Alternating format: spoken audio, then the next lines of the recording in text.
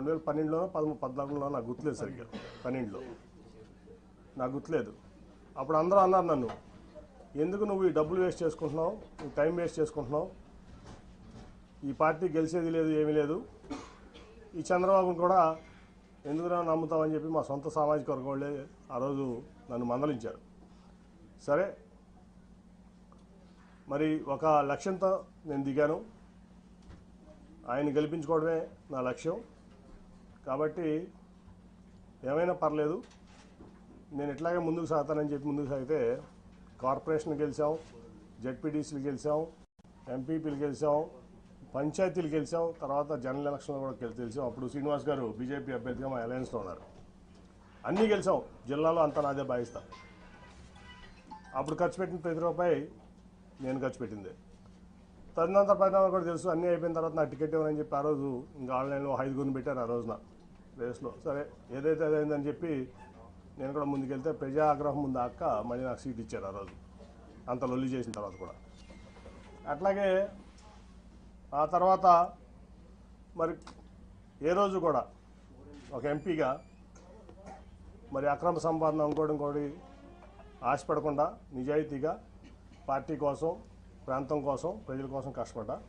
ఆ ప్రాసెస్లో మీ అందరికీ కూడా తెలుసు, ఆస్తులు అమ్ముకున్నా, వ్యాపారాలు మానుకున్నా.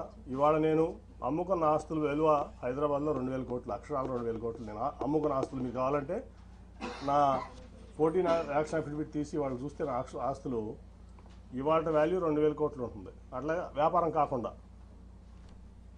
కొన్ని విషయాల్లో ఆయన నా పట్ల ప్రదర్శించినటువంటి తీరులో వ్యాపారం కూడా ఆపుకోవాల్సి వచ్చింది. ఆ రోజు కూడా నేనేం బాధపడలా, వాట్ నెక్స్ట్ అనుకుని ముందుకెళ్ళాను. సరే, 19 లక్షలు మళ్ళీ గెలిచాను. ఇక్కడ లోకేష్ గారు మంగళగిరిలో ఓడిపోతే నేను విజయవాడలో ఎంపీగా నేను గెలిచాను. మరి ఆయన పార్టీ ఇన్ఫ్రాస్ట్రక్చర్ అంతా ఇచ్చారు, రిసోర్సెస్ అన్నీ ఇచ్చారు. అట్లాగే పార్టీ యంత్రాంగం మొత్తం ఆయన కోసం కృషి చేసిన ఆయన ఓడిపోయారు. అట్ ది సేమ్ టైం నేను ఎప్పుడు కూడా చంద్రబాబు నాయుడు గారి రూపాయి తీసుకోలేదు, నేను గెలిచాను ఎంపీగా. ఆ తర్వాత చాలా పరిణామాలు మీరు చూశారు. అనేక రకాలైన ఆయన మనుషులను పెట్టి నన్ను అవమానపరచడం జరిగింది.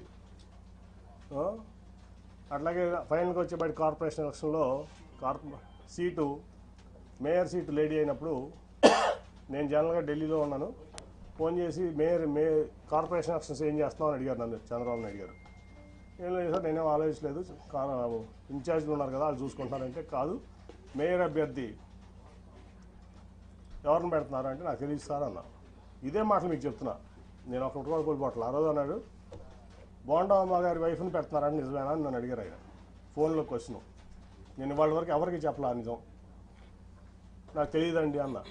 లేదు అది జరిగితే చాలా ప్రమాదకరం, నువ్వు ముందు మీ కుటుంబంలో మీ కూతుర్లు ఎవరిని పెట్టు అంటే, లేదండి వాళ్ళు ఈ ఆలోచన లేదు, వాళ్ళకి రాజకీయంలోకి వచ్చేది ఆలోచన లేదంటే, కాదని చెప్పి 3 రోజులు నన్ను ఆయన ఇబ్బంది పెట్టారు, ఆయన బలవంత పెట్టారు, ఇబ్బంది కాదు.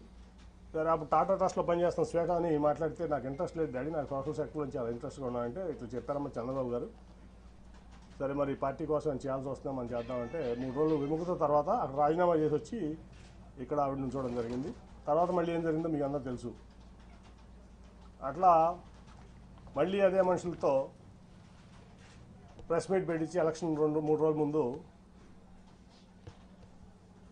నన్ను ఒక వ్యక్తితో ప్రెస్ మీట్లో పబ్లిక్గా